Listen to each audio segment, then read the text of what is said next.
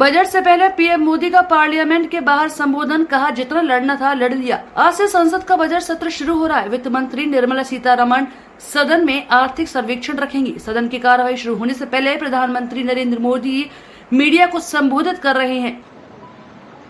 आज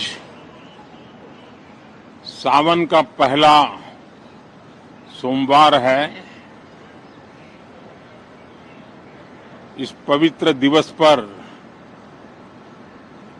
एक महत्वपूर्ण सत्र का प्रारंभ हो रहा है और सावन के इस पहले सोमवार को मैं देशवासियों को बहुत बहुत शुभकामनाएं देता हूं। आज संसद का मानसून सत्र का भी आरंभ हो रहा है। देश बहुत बारीकी से देख रहा है कि संसद का यह सत्र सकारात्मक हो, सृजनात्मक हो और देशवासियों के सपनों को सिद्ध करने के लिए एक मजबूत नींव रखने वाला हो। साथियों, भारत के लोकतंत्र की जो गौरव यात्रा है, उसमें ये एक महत्वपूर्ण पड़ाव के रूप में मैं देख रहा हूं। व्यक्तिगत रूप से मुझे भी, हमारे सभी साथियों को भी ये अत्यंत गर्व का विषय है कि करीब 60 साल के बाद कोई सरकार तीसरी बार वापस आए और तीसरी पारी का पहला बजट रखने का सौभाग्य प्राप्त हो।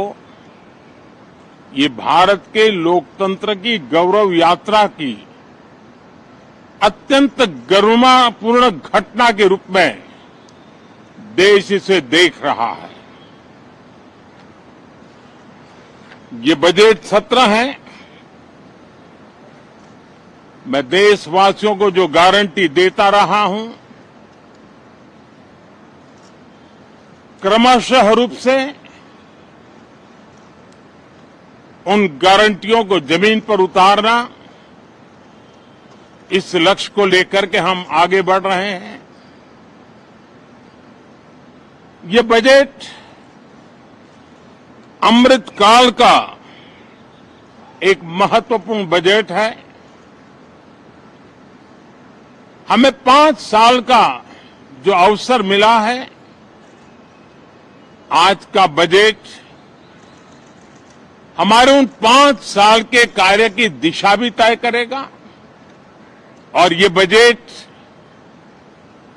2047 जब आजादी के 100 साल होंगे, तब विकसित भारत का जो हमारा सपना है, उस सपने को पूरा करने की मजबूत नींव वाला बजट लेकर के हम कल देश के सामने आएंगे। हर देशवासी के लिए एक गर्व की बात है कि भारत बड़ी इकोनॉमी वाले देशों में सबसे तेज गति से आगे बढ़ने वाला देश है। गत 3 वर्षों में लगातार 8% ग्रोथ के साथ, 8% ग्रोथ के साथ हम आगे बढ़ रहे हैं, हम ग्रो कर रहे हैं। आज भारत में पॉजिटिव आउटलुक, इन्वेस्टमेंट और परफॉर्मेंस एक प्रकार से अपॉर्चुनिटीज की पीक पर है। ये अपने आप में भारत की विकास यात्रा का एक अहम पड़ाव है। साथियों, मैं देश के सभी सांसदों से, किसी भी दल के क्यों न हो, मैं आज आग्रहपूर्वक कहना चाहता हूं कि हम गत जनवरी से लेकर के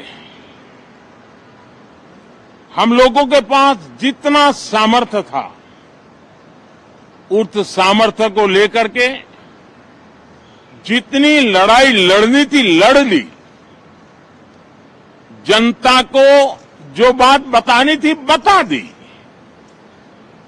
किसी ने राह दिखाने का प्रयास किया, किसी ने गुमराह करने का प्रयास किया।